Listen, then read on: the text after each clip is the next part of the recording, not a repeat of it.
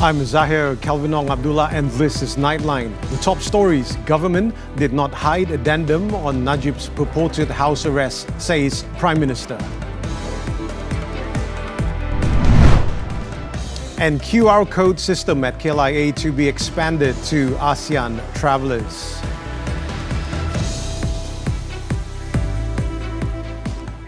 We begin the bulletin with this story.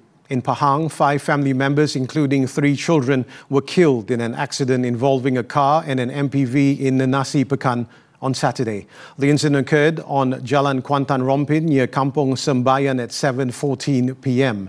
The victims who lost their lives in the crash were identified as 52-year-old Hamzah Zahari, who is the car driver, his wife, 38-year-old Rahimah Awang Muda, as well as their children, Ainul Mardiah, Muhammad Lokman Nur Hakim, and Muhammad Lutfi, aged 10, 8, and 4, respectively.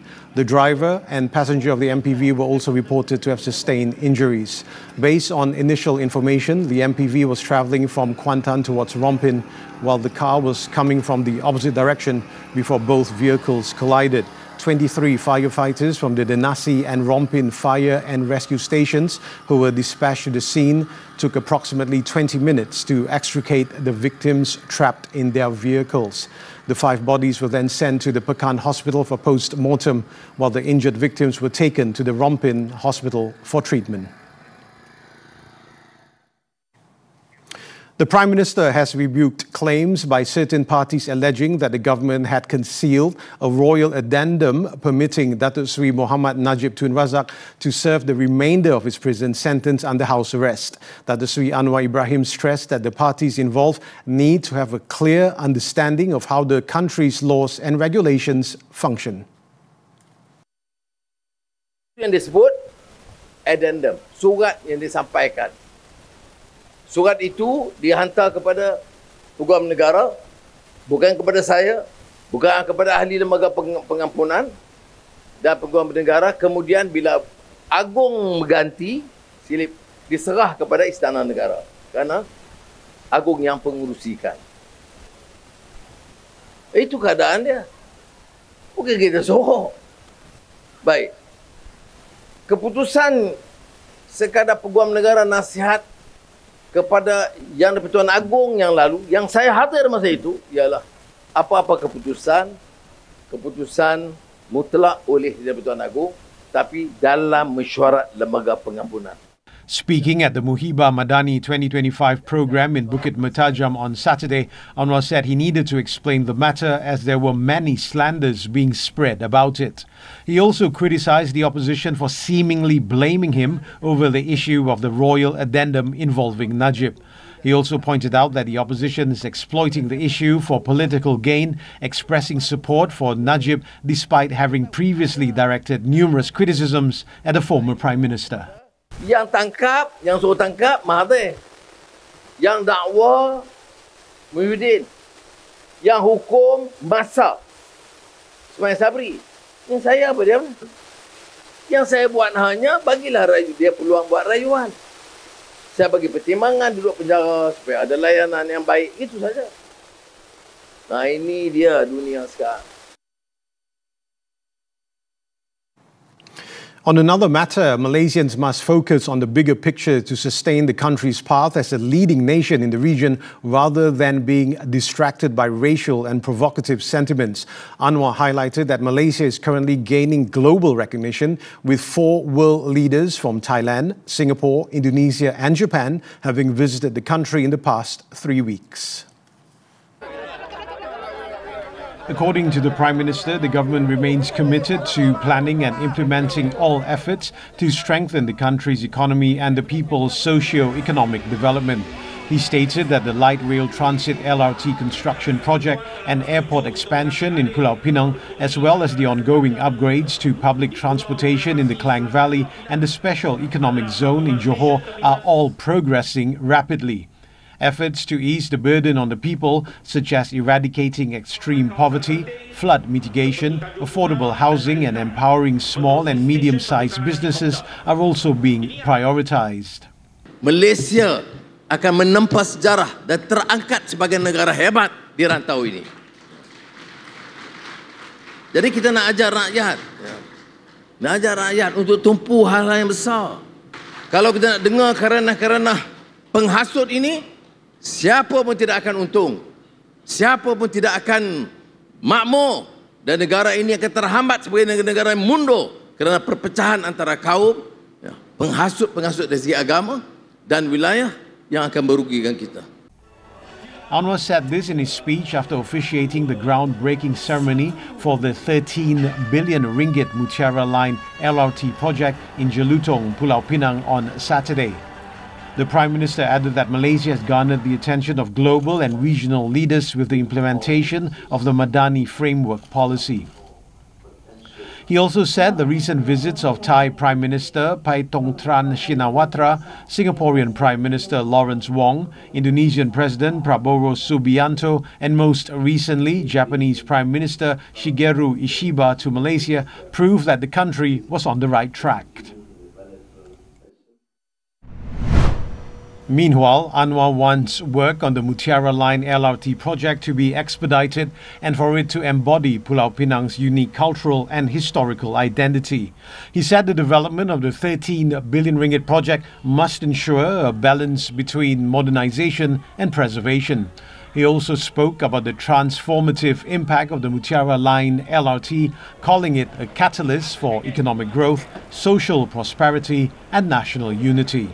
Saya harap MRT Core yang diamanahkan akan menjalankan kerja mereka, mengekalkan bukan sekadar rekod mereka, telus, bersih, cekap dan mengurus dengan baik tanpa apa-apa muslihat dan ketirisan. The Mutiara Line LRT project, expected to be completed in 2031, will span a distance of 29.5 kilometers, encompassing 21 strategically located stations. It will connect Bayan Lepas and Kota in Georgetown with an additional line extension across the straits to Penang Central in Butterworth. Later, Anwar is expected to embark on a working visit to the United Arab Emirates, UAE, from Sunday to Tuesday, during which he will participate in the 2025 Abu Dhabi Sustainability Week ADSW. The visit is at the invitation of UAE Vice President and Prime Minister Sheikh Mohammed bin Rashid Al Maktoum, who is also the ruler of Dubai.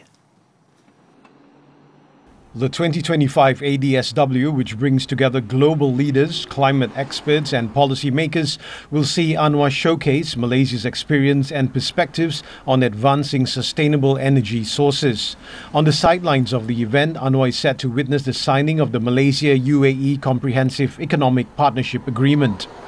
This agreement will open up new avenues for trade, investment and economic cooperation between the two countries.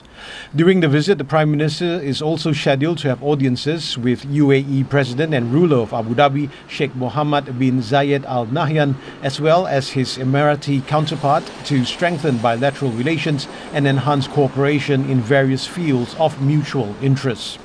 Apart from regional and global issues of importance, the discussions would also emphasize on key sectors such as renewable energy, food and energy security, artificial intelligence and data centers. In 2023, UAE was Malaysia's second largest trading partner in the Middle East, with total trade valued at 39.63 billion ringgit.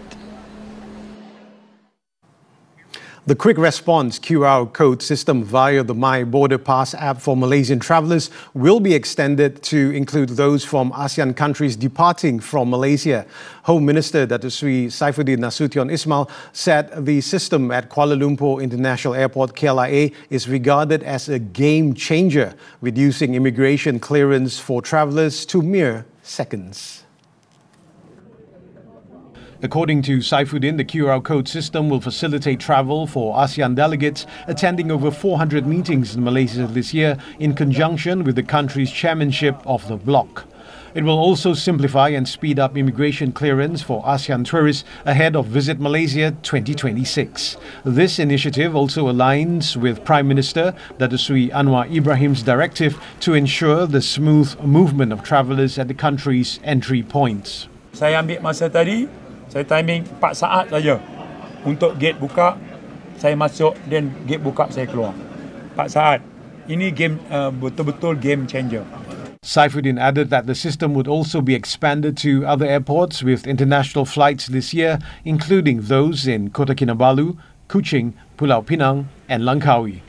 Last week, the minister announced the system's trial at 40 designated autogate lanes in KLIA Terminals 1 and 2 to ease congestion, especially during peak hours and festive seasons. Conventional clearance process at immigration counters and autogates that scan passports will also continue to operate as usual. Sistem ni lagi pantas. Simple dan mudah. Ringkas dan mudahlah saya apply. Dia punya step pun mudah untuk kita submit kan. Dan lancarlah cepat proses dia. Senanglah.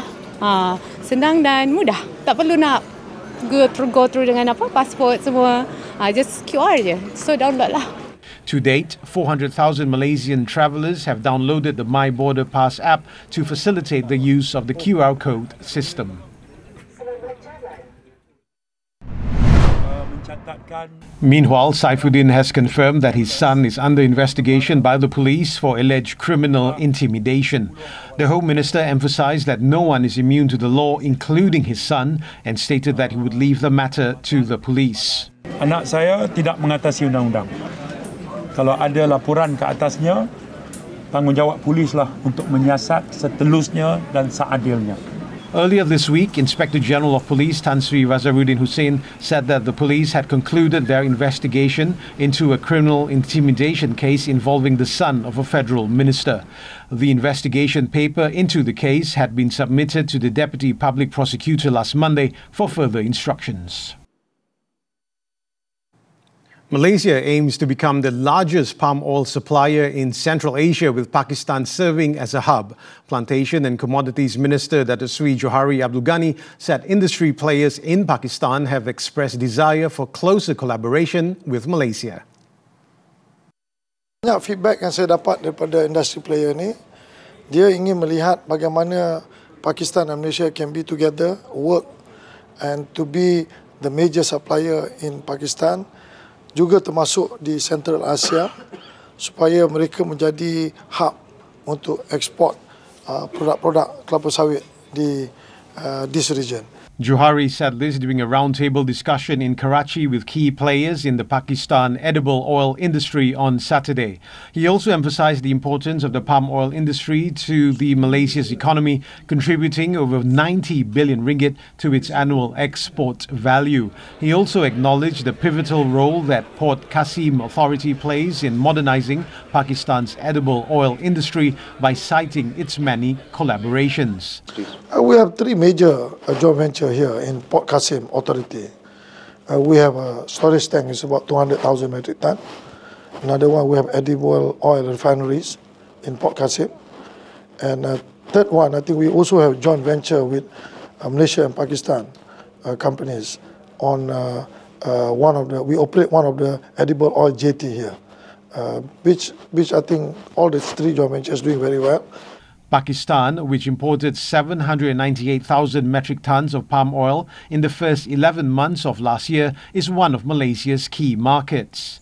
In the same year, Malaysia's palm oil export also increased by 12%, making it one of the major players in the global oils and fats market. In Sarawak, the chief executive officer of a local television station and a woman have been remanded for 2 days by the Kuching Magistrates Court over allegations of money laundering, criminal breach of trust and abuse of power. Police stated that the duo, among 5 detained during Op Ragada on Friday, will be brought to Kuala Lumpur to assist investigations into the case. The suspects, aged 62 and 60, are being investigated under the Anti-Money Laundering, Anti-Terrorism Financing and Proceeds of Unlawful Activities Act for money laundering.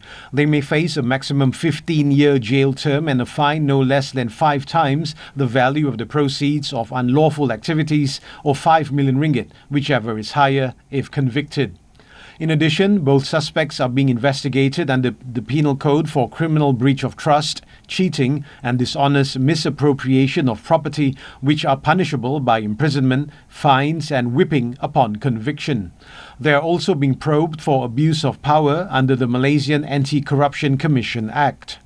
On Friday, Inspector General of Police Tan Sri Razak Hussein said 5 individuals linked to a Sarawak-based television station were arrested over money laundering allegations. Police have also frozen and seized bank accounts, assets and vehicles worth over 17.43 million ringgit. The operation followed intelligence and information received in October last year about suspicious transactions involving several bank accounts between 2017 and September 2024. A collision between a car and a 5-ton lorry in Kota Tinggi, Johor around noon on Saturday claimed the lives of 4 individuals, including a couple and their 6-month-old infant. All 4 victims were killed on the spot in the crash that occurred on Jalan Batu Tiga. The deceased have been identified as 22-year-old Aiman Azrik Ahmad, his wife Nurul Fazilah Nur Azmi, also 22, the couple's baby boy Aryan Khalif, and 18-year-old Muhammad Rashid Razali, who was Aiman's friend. 9 firefighters from the Kota Tinggi and Bandar Tenggara fire stations were dispatched to the scene after they were alerted to the incident. Upon arrival, the team used specialized equipment to extricate the trapped victims. The victims' bodies were then taken to Kota Tinggi Hospital for post-mortem, while the lorry driver only suffered minor injuries. The cause of the accident is being investigated under the Road Transport Act. In Sabah, an elderly man lost his life when the lorry he was driving crashed and overturned in Kota Marudu on Saturday. The 68-year-old victim was pronounced dead at the scene by medical personnel who arrived shortly after the accident, which occurred at about 7:30 a.m. The victim was driving a 10-ton lorry carrying sand when he lost control of the vehicle, causing it to skid off the road at Kampong Menggaris. Kota Marudu Fire and Rescue Station Chief Muhammad Hasbi Hajat said that 10 firefighters were dispatched to the scene after they received a distress call about the incident. Upon arrival, rescuers found the victim trapped inside his vehicle and had to use specialized equipment to extricate him. The body was handed over to the police for further action. The cause of the accident is being investigated under the Road Transport Act.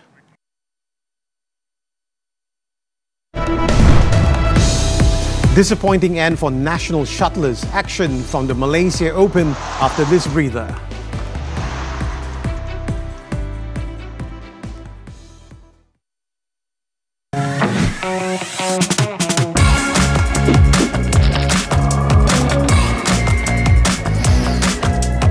Kopi satu.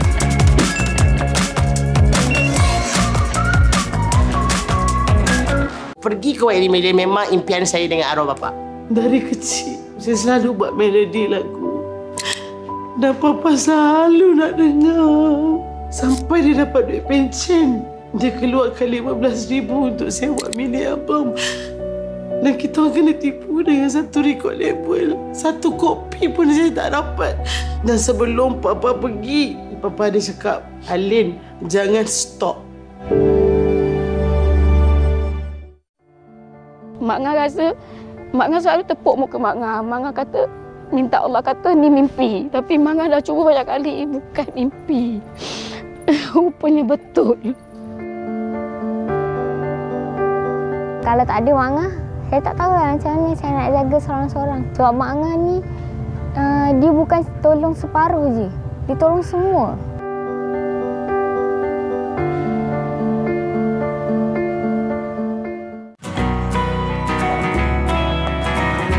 Ada drama baru lah kat Facebook. Nak download lah tu. Ingat jangan download ataupun share laman web Cetak Rompak. Jangan. Kekal cakna, kekal sihat. Hello Doktor merungkai pelbagai persoalan kesihatan anda. Penyakit kronik, pemakanan, kesihatan mental, semuanya demi kesejahteraan anda. Setiap minggu bersama tenaga pakar kesihatan terbaik Malaysia, segalanya terjawab dalam Hello Doktor setiap Ahad 5.30 petang di TV3 dan stream juga melalui Tonton. We're back with sports. Badminton, the 2025 Malaysia Open. Malaysia's national campaign came to a disappointing end after all of the shuttlers in the men's and mixed doubles events crashed out in the tournament on Saturday. Despite winning the first set men's doubles pair, Man Wei Chong, T Kai Woon were unable to maintain their momentum and were eventually sent packing by China's world number 18, Chen Bo-yang, Liu Yi, 26-24, 16-21, 15-21. The nation's six-decade wait for a mixed doubles title continues after Chen Kang-ji, To Yi-wei also fell in the semi-finals. The world number 5 pair were outclassed 19-21, 14-21 by top seeds Feng Yanzi, Huang Dongping in 50 minutes, marking their 5th loss against the Chinese duo in 7 encounters so far. Earlier, world number 6 Go Soon Huat Chevron Lai went down 21-17, 12-21, 16-21 to Thailand's newly paired Dechapol Prava Ranukro Suprisa Pao Sampran after battling for 63 minutes on court in the other semi-final match. Moving on to football, the Super League. 2 matches were played on Saturday. Johor Darul Takzim JDT FC continued their winning run by defeating Sabah FC 4-0, while Kuching City FC claimed a 2-0 win over PDRM FC. At the Sultan Ibrahim Stadium, hosts JDT broke the deadlock 6 minutes into the second half through Juan Muniz. The Spaniard then netted his second 9 minutes after the hour mark before Bergson converted a 79-minute penalty to make it 3-0.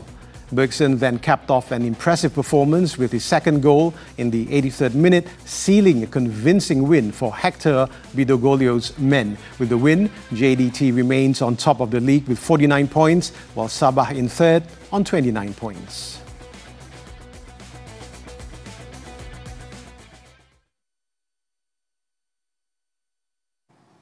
The German Bundesliga League now.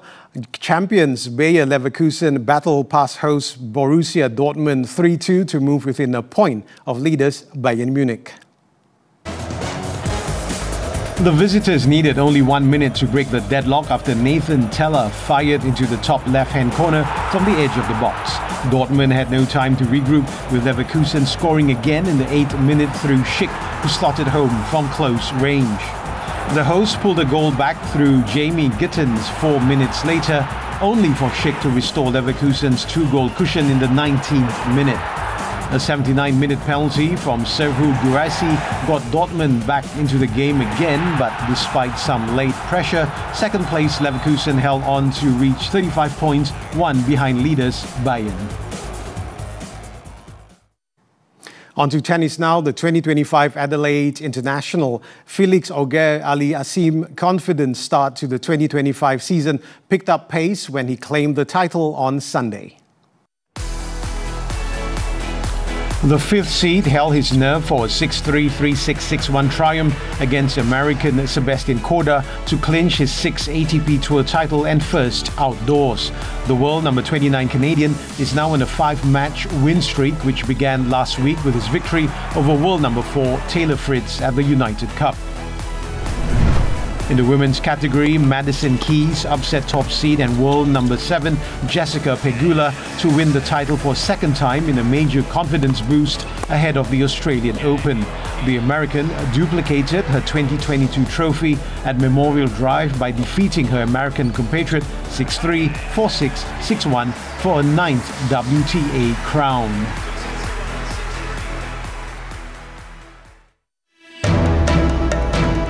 Los Angeles wildfires shift in another direction. The details when Nightline returns. Pergi ke YD Media memang impian saya dengan arwah bapa. Dari kecil, saya selalu buat melodi lagu. Dan Papa selalu nak dengar. Sampai dia dapat duit pencen. Dia keluarkan 15,000 untuk sewa mini album. Dan kita orang kena tipu dengan satu record label. Satu kopi pun saya tak dapat. Dan sebelum Papa pergi, Papa ada cakap, Alin, jangan stop.